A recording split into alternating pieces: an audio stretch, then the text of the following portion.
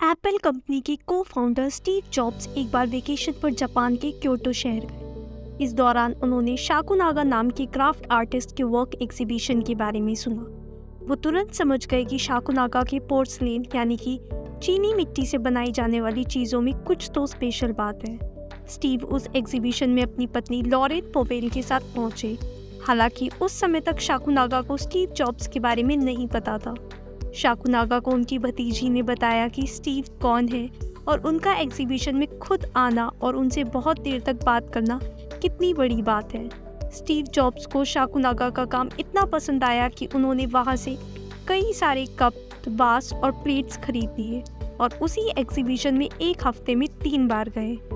Steve jobs को सबसे ज़्यादा क्यूरियोसिटी वाइट क्ले को लेकर थी। उन्होंने शाकुनागा से वाइट क्ले और उससे चीज़ों को बनाने की विधि के बारे में कई सारे सवाल भी पूछे। शाकुनागा ने स्टीव को बताया कि वो इसे बनाने के लिए ईचू सेतो याकी नाम की टेक्निक का इस्तेमाल करते हैं। ईचू तोयामा प्रांत का पुराना नाम है और Seto yaki is the kind of porcelain he makes. Shakunaga ने स्टीव को बताया कि वो वाइट क्ले को तोयामा के पहाड़ों से खुद लेकर आते हैं।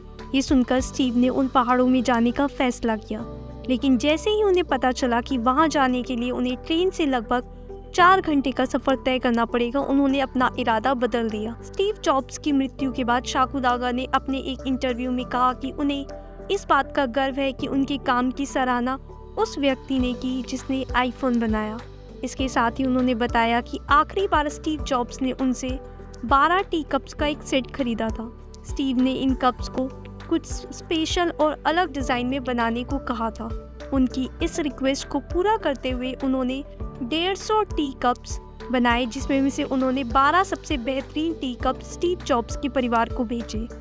स्टीव जॉब्स के बारे में बात करते हुए शाकुनागा कहते हैं कि स्टीव भले ही कंप्यूटिंग की दुनिया में जीते थे, लेकिन प्राकृतिक मिट्टी की सुंदरता को पहचानने की समझ रखते थे।